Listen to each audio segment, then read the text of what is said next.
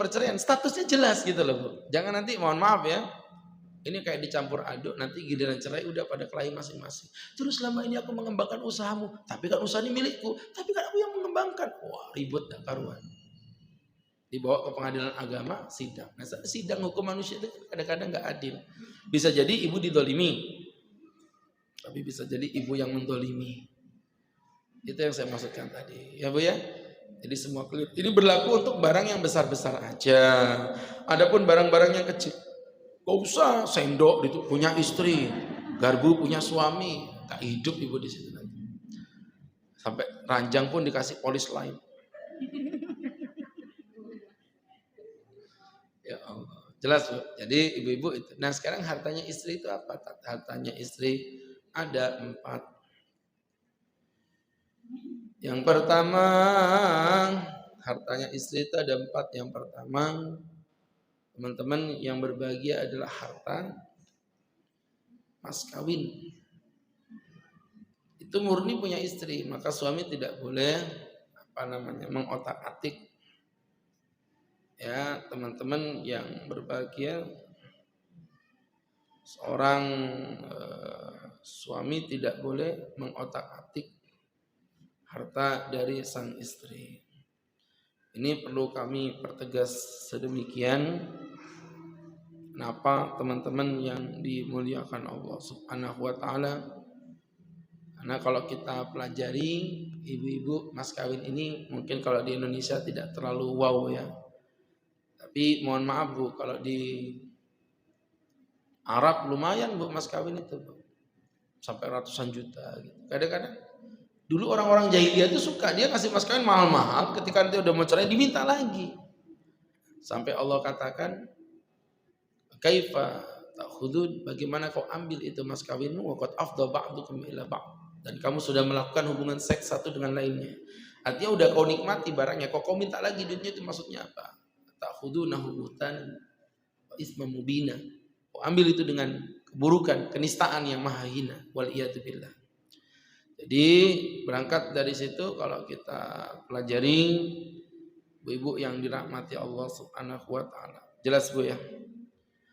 Kemudian berikutnya mas kawin sudah. Ya, dan mas kawin itu harta dari siapa Bu? Laki apa perempuan? Perempuan. Mas kawin. Perempuan, mas kawin. Mas kawin. Jadi ibu ya kalau mas kawin dari perempuan, tapi kalau uang mas kawin dari laki-laki. Ibu jangan salah nyatet loh Bu. Nanti salah nyatet ya. Jadi teman-teman yang berbahagia yang dimuliakan Allah Subhanahu wa taala, kami mempertegas kembali ya dari apa yang Ustaz jelaskan tadi, jamaah yang dimuliakan Allah Subhanahu wa taala, bahwa namanya mas kawin itu hak murni seorang istri ya. Kayak orang Arab itu kalau dicerai itu enak. Cerai kamu, biarin. Udah dapat 100 gram emas deh begitu. Kalau perempuan Indonesia, cerai kamu, lumayan.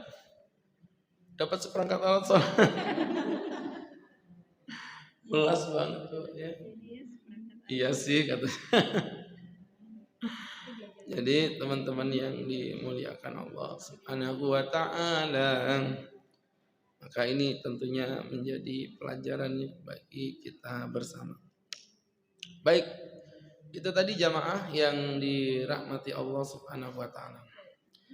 Kemudian yang kedua adalah uang yang ibu dapatkan dari waris. Jadi uang yang ibu dapatkan dari waris. Ya, jadi ibu-ibu yang dimuliakan Allah Subhanahu wa taala. Misal contoh, saya menikah dengan anaknya Pak Awang Faruk, misal contoh. Misal, ibu kenapa sih tidak bisa lihat bahagia gitu ya, kayak dongkol gitu. Ibu tuh kayak SMS gitu. Apa SMS? Susah melihat orang senang, senang melihat orang susah. Jadi teman-teman, misalnya ibu, Ustaz menikah dengan siapa tadi Bu? Ngomongnya kayak pahit gitu ya. Ya nggak mungkin lah Bu. Anak beliau kan laki semua. Sembarangan aja. Jadi ibu-ibu yang dirahmati Allah, Itu tadi kaitan dengan pernikahan Ustadz dengan anak Pak Awang. Kemudian ceritanya ini ya, Pak Awang meninggal. Ceritanya. Ketika Pak Awang meninggal dunia, otomatis istri Ustadz mendapatkan hadiah atau waris sekian M, misalnya 10 M. Maka di situ tuh Ustadz tidak mendapatkan apapun, 1 rupiah pun tidak mendapatkan. Nah, jadi Ustadz tidak mendapatkan walaupun cuma 1 rupiah. Kenapa Pak Ustadz? Karena memang saya bukan siapa-siapa. Mantu itu nggak dapat warisan apa-apa, 1 rupiah pun nggak dapat. Nah, ini yang harus digaris besar ya, supaya kita tidak salah paham ya. Yang namanya waris, teman-teman yang berbahagia itu diberikan pada anak kandung, bukan anak mantu. Nah, itu kalaupun Ustadz misalnya pulang pengajian gak ada makanan, kelaparan, istri kipas-kipas uang 10 miliar, gak dosa, tapi kurang ajar. Ya. Kenapa? Karena memang istri tidak wajib menafkahi suami, tapi teganya pang. Tuh yang kedua. Yang ketiga, nah ini hati-hati nih, ini mulai agak hot ini. Uang yang ibu dapatkan dari pekerjaan ibu sendiri.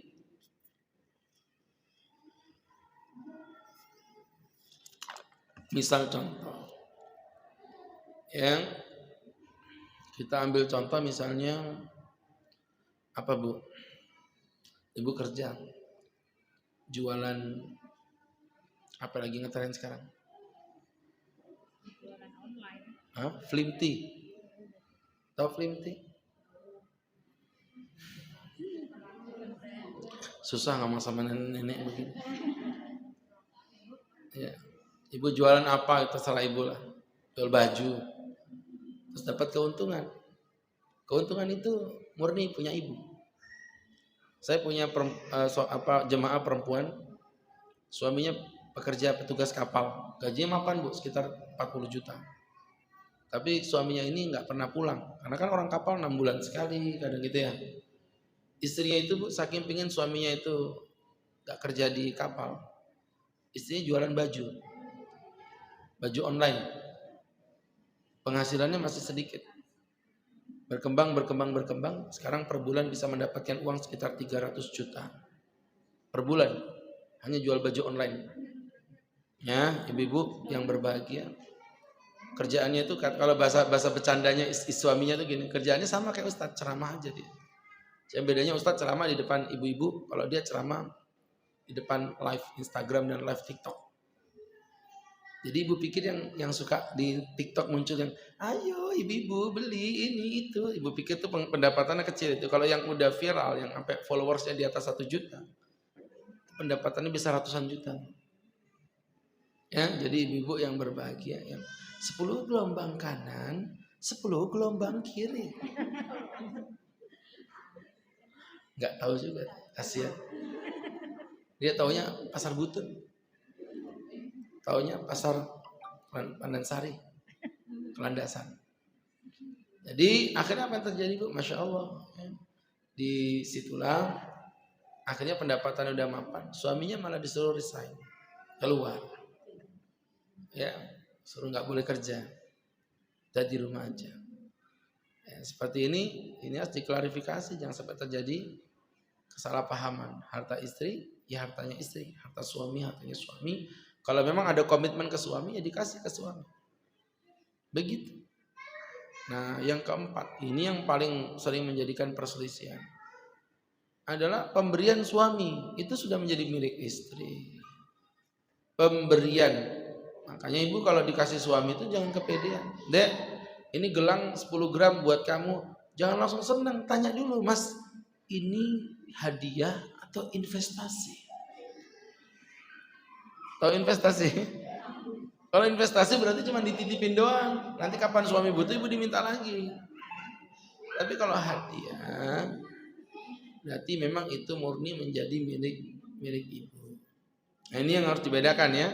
Sehingga ibu bisa tahu mana harta seorang istri, mana harta seorang suami.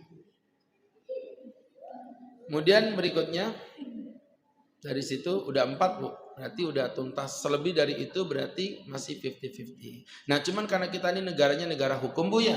Kalau diberi suami harus dihukumkan. Dilegalkan secara hukum. Dek, mobil Tara untuk istri tercinta. Ibu jangan kegeeran. Mas besok kita jalan-jalan yuk. Ih kemana? Ke kantor Samsat. Ngapain? Balik nama. Begitu.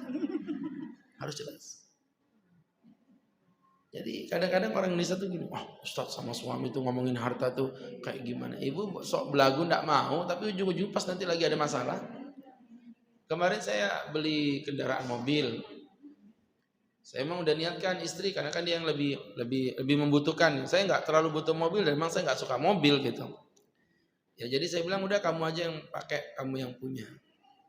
Terus dia bingung, nanti yang ngurus surat gimana? Ya kamu aja.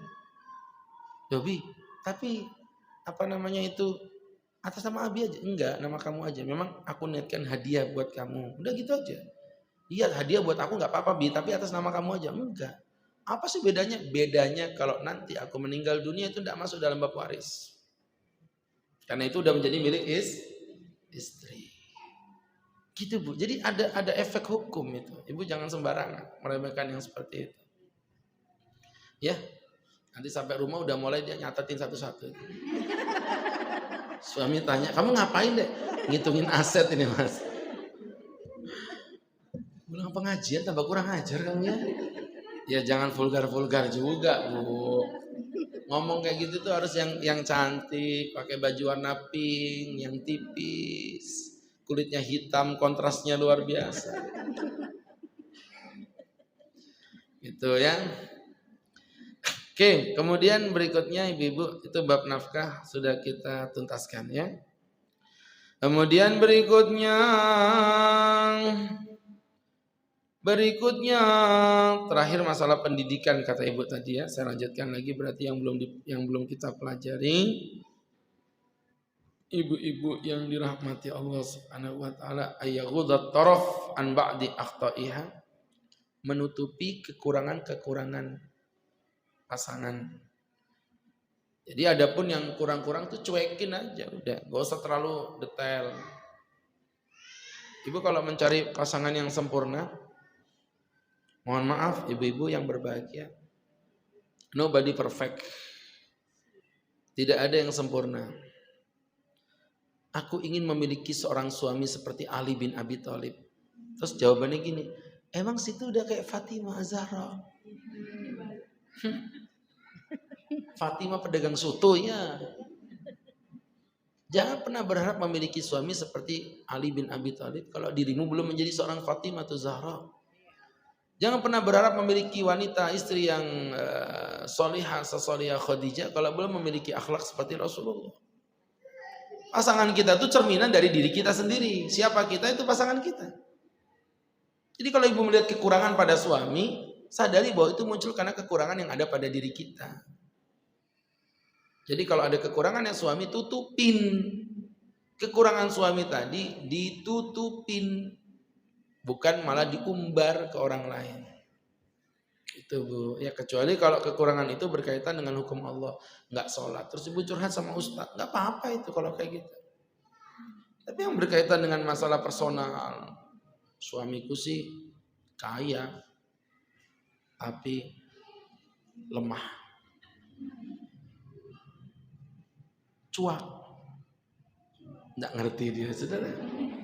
Ngomong sama nenek-nenek gini ini susah. Nggak ngerti yang lagi viral dia. Hidup elit sedekah sulit, cuak. Jadi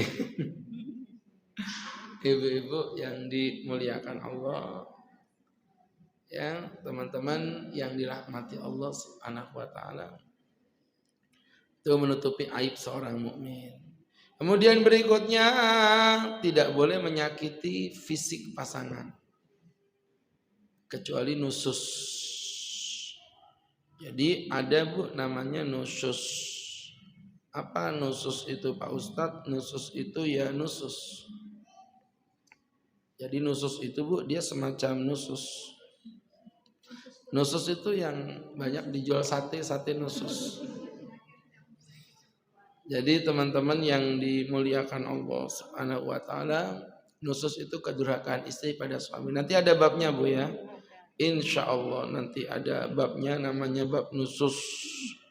Teman-teman yang dimuliakan Allah Subhanahu wa taala. Nih kalau kita pelajari, ibu-ibu yang dimuliakan Allah, namanya bab nusus. Jadi istri yang nyata-nyata durhaka.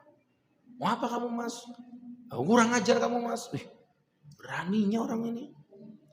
Bajingan kamu Mas. Nah, ini yang kayak begitu itu namanya istri yang apa tadi Bu? Nusus.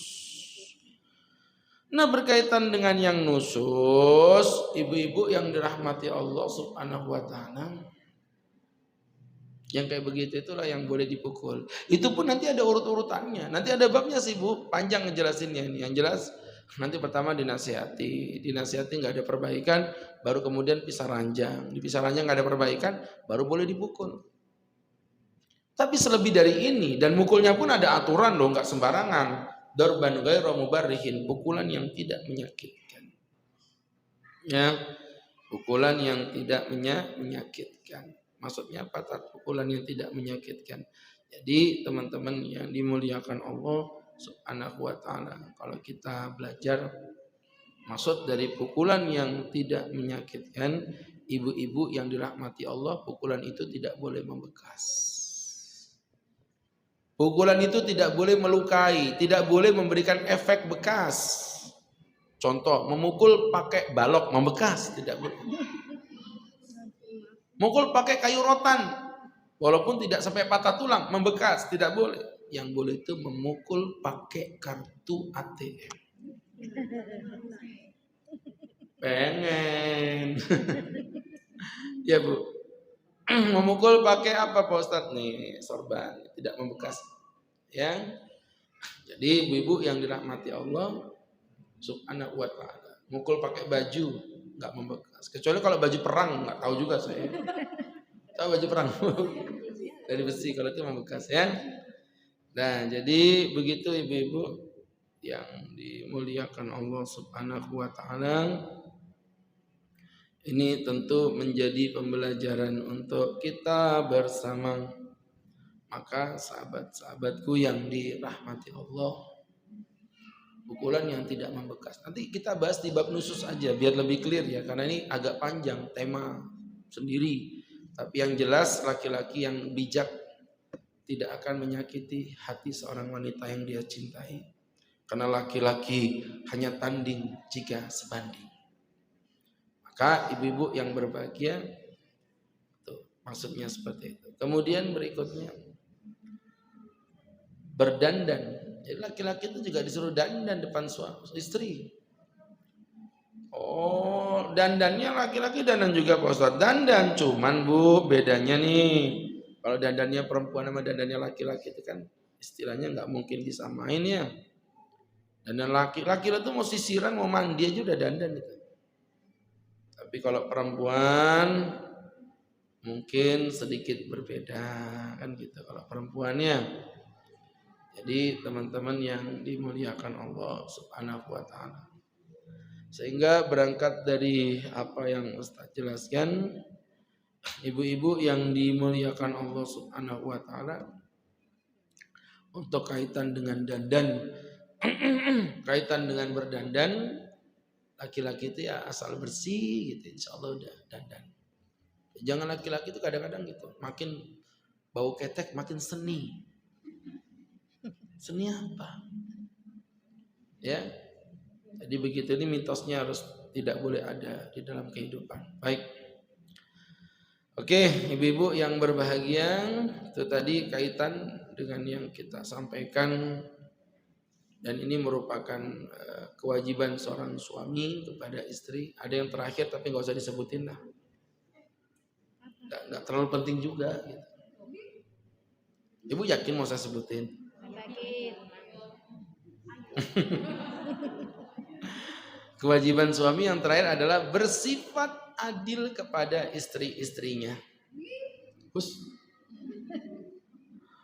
Jadi apabila seorang laki-laki memiliki beberapa istri, maka dia wajib untuk bersifat adil Bu, ya kepada istri-istrinya.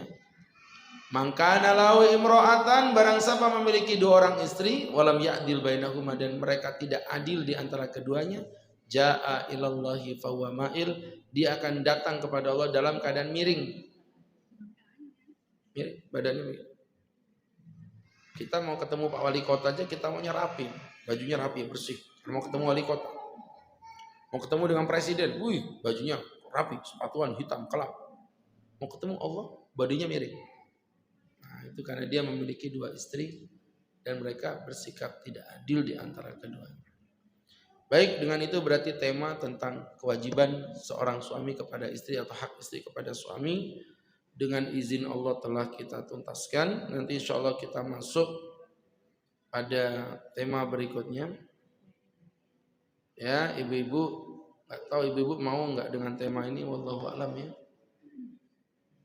Kalau ibu mau nanti kita bahas. Kalau nggak mau juga nggak apa-apa. Tampaknya nggak mau, ya sudah, kalau gitu kita skip saja tema ini. Yakin ibu mau? Yakin. Poligami di dalam Islam, ya. Seperti apa dan bagaimana? Bukan poligaminya yang mau, maksudnya babnya, pembahasannya itu loh ya. Nanti seperti apa dan bagaimana kita akan jelaskan di kajian-kajian berikutnya. Mangga silakan Bu, kalau ada yang mau bertanya, Ustadz berikan kesempatan. Assalamualaikum warahmatullahi wabarakatuh. Assalamualaikum warahmatullahi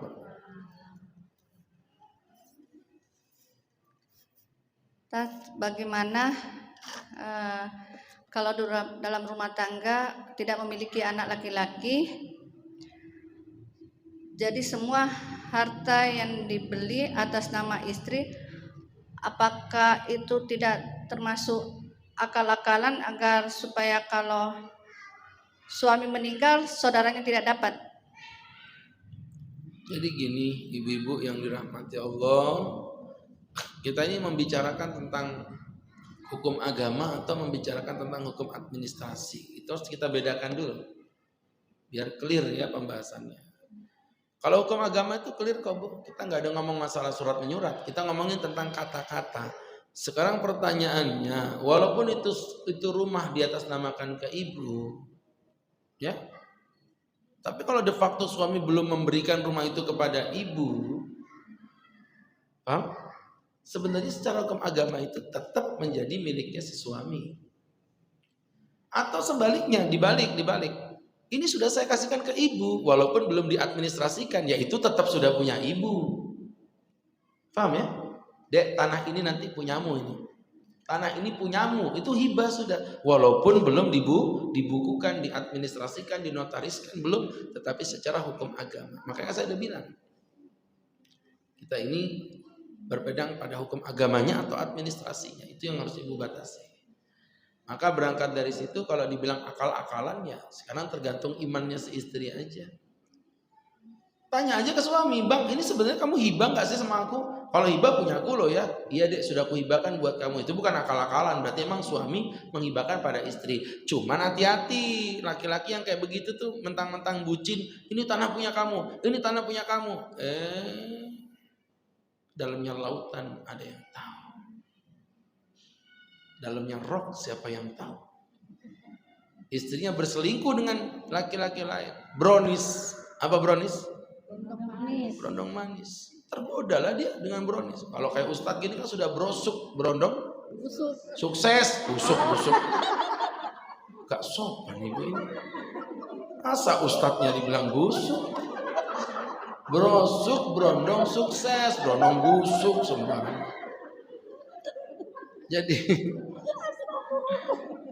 Jadi ini balasan kalian sama saya setelah saya mengajar di BDS selama 5 tahun terakhir ini.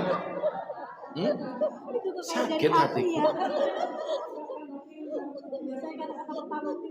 Iya. Jadi gitu Bu ya. Nah, tergodalah dia. Akhirnya semua tadi hartanya dibawa pergi. Si suami nggak dapat apa-apa. Itu masalahnya di situ. Kalau Ustadz pribadi sih gampang aja ya. Ibu-ibu yang berbahagia, kalau memang niat ngasih istri ya dikasih. Yang nggak dikasih ya tetap jadi milik kita. Ya kayak Ustadz tadi tuh. Ustadz ngasih mobil, mobil kasih istri, udah bang buat istri. Namanya istri, istri udah, tidak ada urusan dengan saya.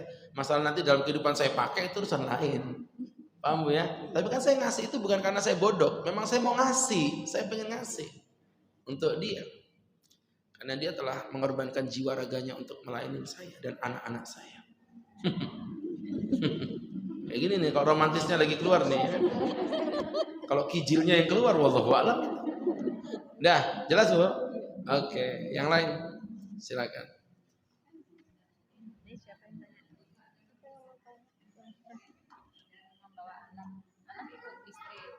Itu bagaimana besaran nafkah ayah kepada anak? Apakah ditentukan atau Ya. itu relatif? Baik, relatif Bu. Seperti yang tadi saya sampaikan tadi kan berdasarkan kemampuan suami. Jadi suami tadi memiliki kemampuan, seberapa kemampuan dia? Bergantung pada pendapatan dia. Nah, untuk anaknya dilihat juga kebutuhannya apa.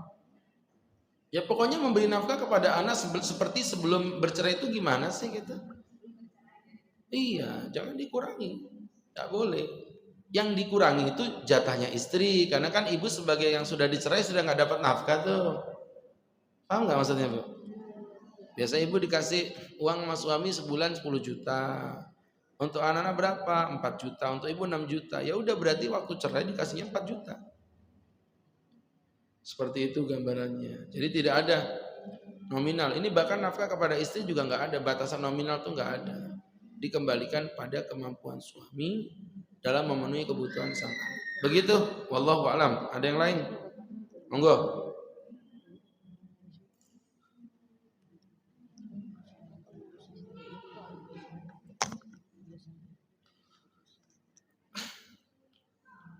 Silakan.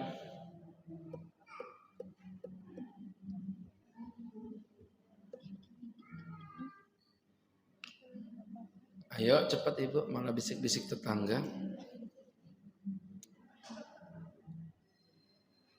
5 4 3. Kemarin itu ada Bu, ibu-ibu pengajian gitu mau tanya, tapi nggak tanya. Besoknya itu jatuh dari motor ya. Silakan kalau ada yang mau tanya. Nggak, saya tahu soalnya ada yang mau tanya tapi malu. Dia sudah tadi gini, tanya ya tanya gitu loh. Saya baca muka kalian, jangan macam-macam ya. Saya kan dosen Bu, saya tahu muka gerak-gerik muka-muka murid itu, saya ada ilmunya itu. Namanya ilmu quantum teaching. Ini ada yang mau tanya tapi tidak berani dia. Dari tadi gini-gini aja. Ayo, 4. Ancaman terakhir ini. 3 2 1.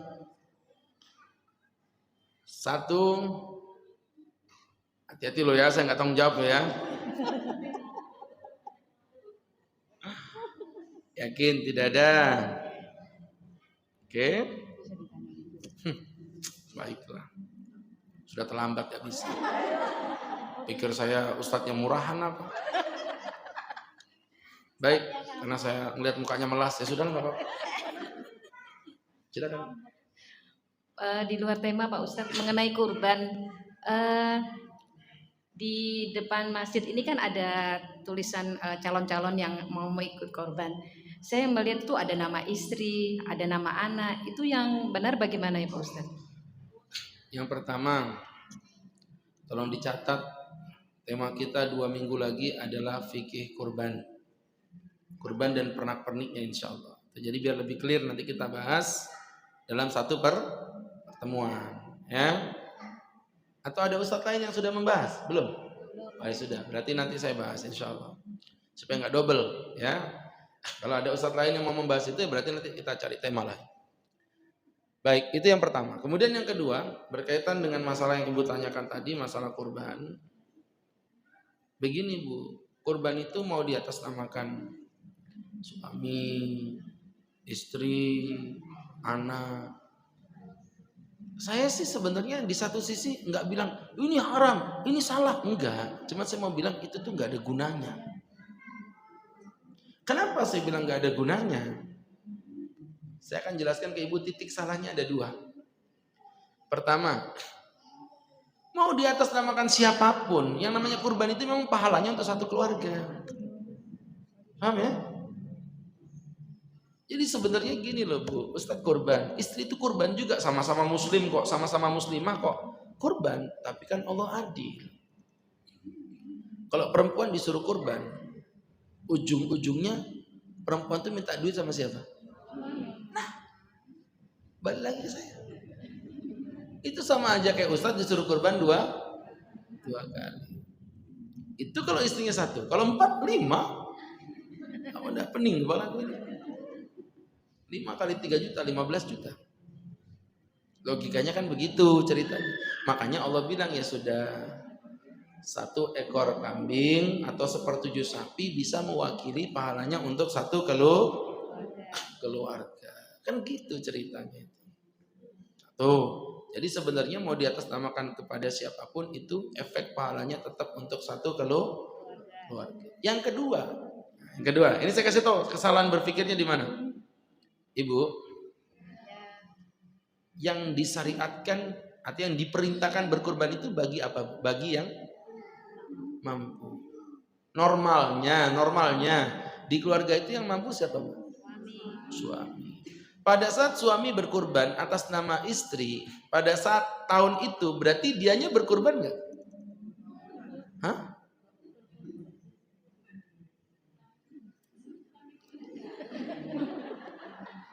Ibu fokus. Saya pertama tadi ngomongin pahala. Ini sekarang pertanyaan bukan pahala loh. Pertanyaannya, dia berkurban nggak pada saat itu? Baik, kita cukupi sekian saja. Masa pertanyaan sejelas beneran gitu?